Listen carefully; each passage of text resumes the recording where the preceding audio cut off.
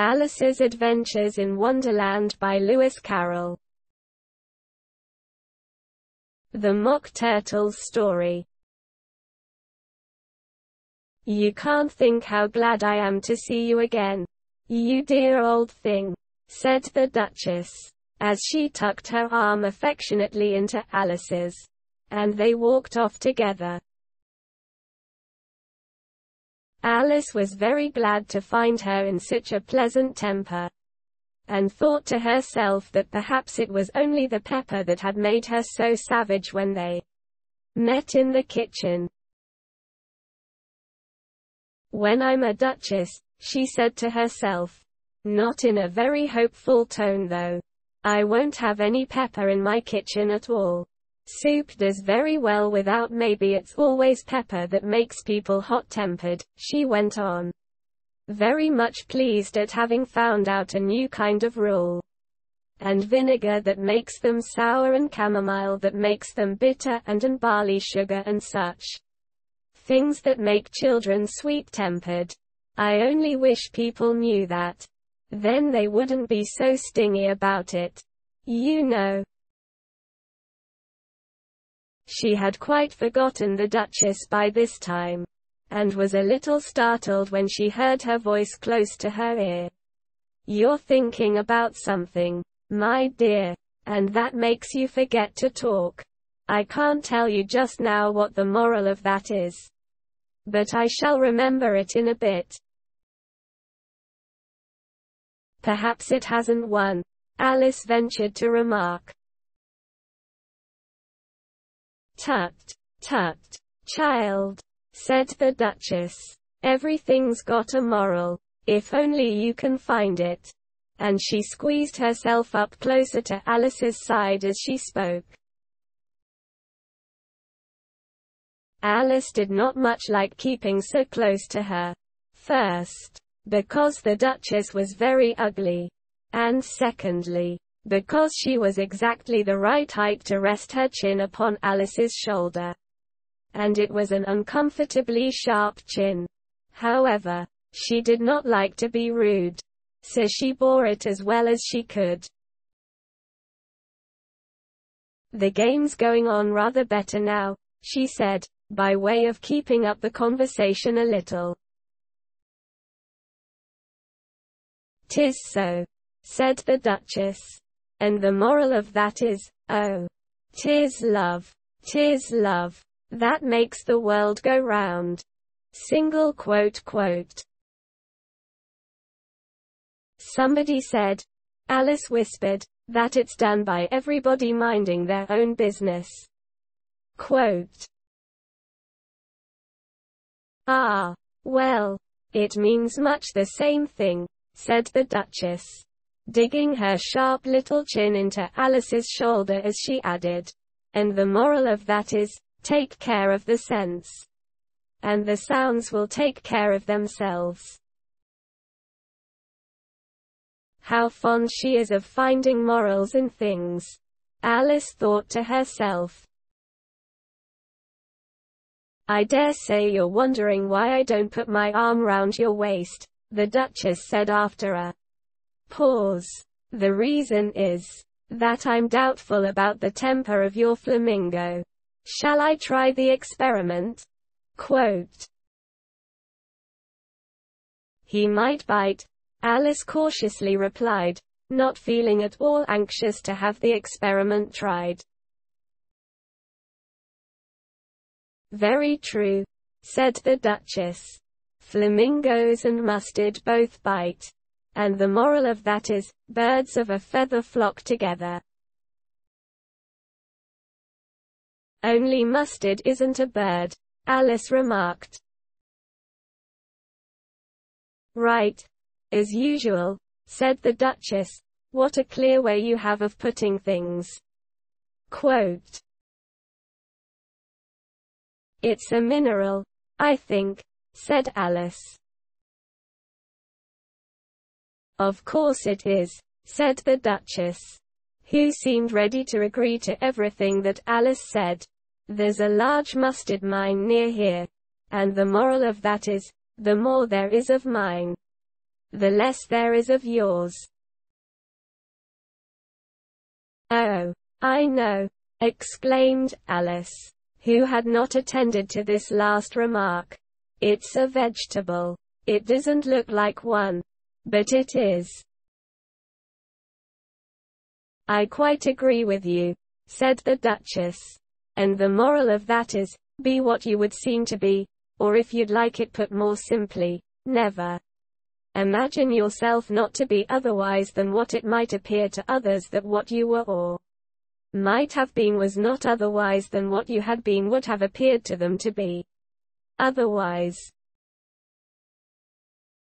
I think I should understand that better, Alice said very politely, if I had it written down. But I can't quite follow it as you say it. That's nothing to what I could say if I chose, the Duchess replied, in a pleased tone. Pray don't trouble yourself to say it any longer than that, said Alice. Oh, don't talk about trouble, said the Duchess.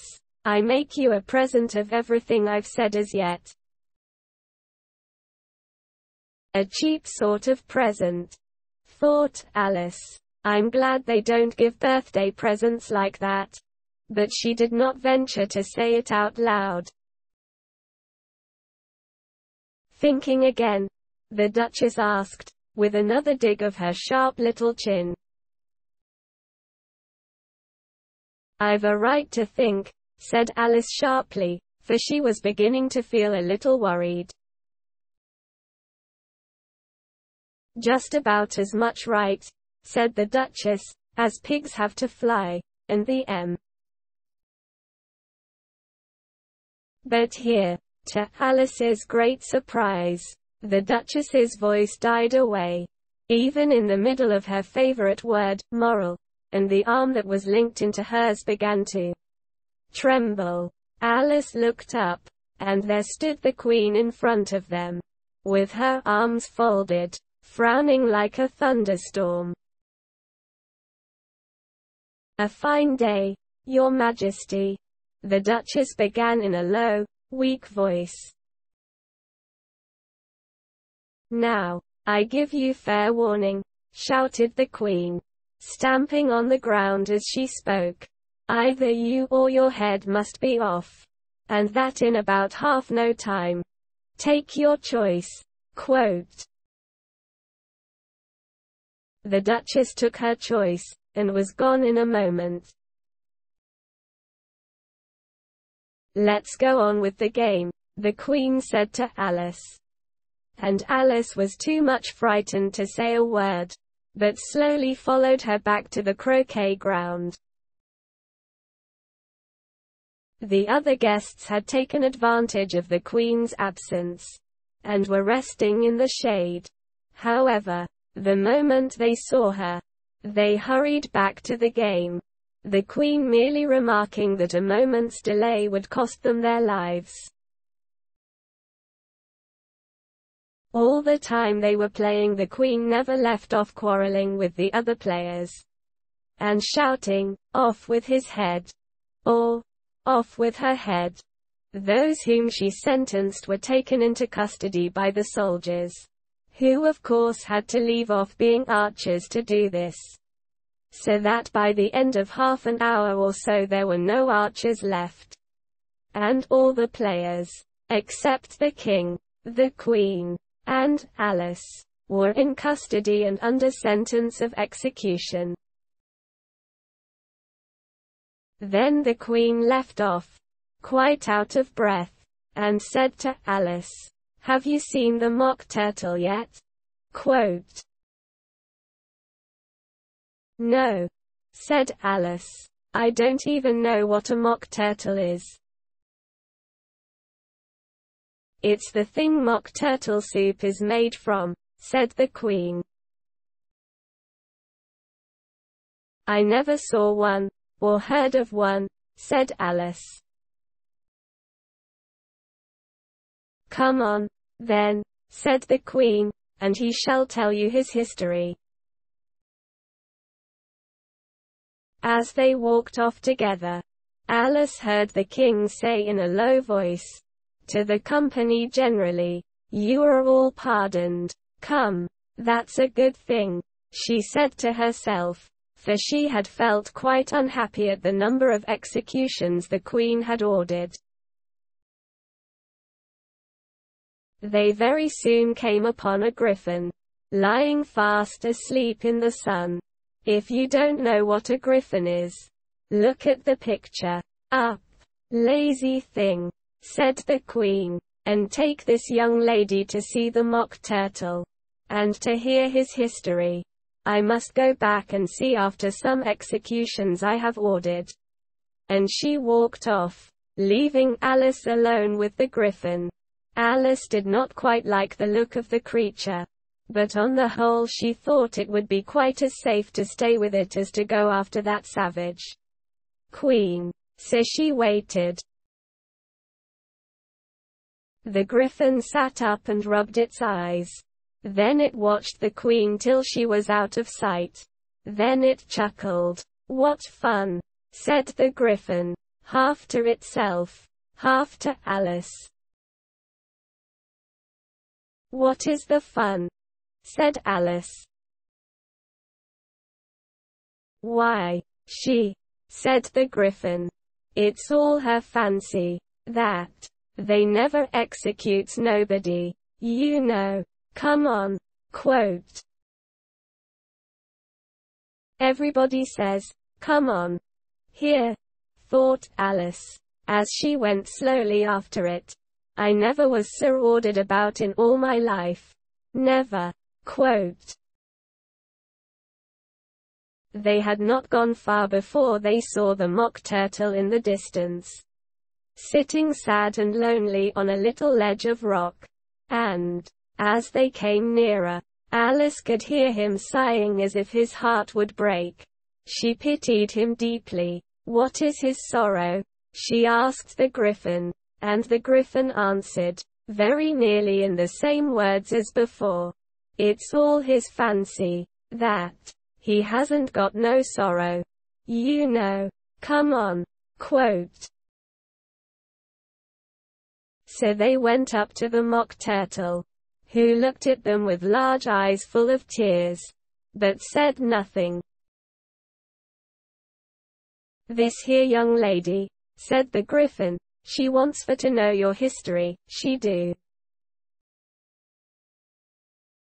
"I'll tell it her," said the mock turtle in a deep, hollow tone. "Sit down, both of you, and don't speak a word till I've finished." So they sat down, and nobody spoke for some minutes. Alice thought to herself, "I don't see how he can ever finish, if he doesn't begin," but she waited patiently. "Once," said the mock turtle at last, with a deep sigh, "I was a real turtle." These words were followed by a very long silence, broken only by an occasional exclamation of, "HJCKRRH," from the griffin, and the constant heavy sobbing of the mock turtle. Alice was very nearly getting up and saying, "Thank you, sir, for your interesting story," but she could not help thinking there must be more to come. So she sat still and said nothing. "When we were little," the mock turtle went on at last, more calmly, though still sobbing a little now and then, "we went to school in the sea. The master was an old turtle. We used to call him Tortoise." "Why did you call him Tortoise, if he wasn't one?" Alice asked. "We called him Tortoise because he taught us," said the mock turtle angrily. "Really, you are very dull." Quote. "You ought to be ashamed of yourself for asking such a simple question," added the griffin. And then they both sat silent and looked at poor Alice, who felt ready to sink into the earth. At last the Griffin said to the Mock Turtle, "Drive on, old fellow. Don't be all day about it." And he went on in these words. "Yes, we went to school in the sea, though you mayn't believe it." "I never said I didn't," interrupted Alice.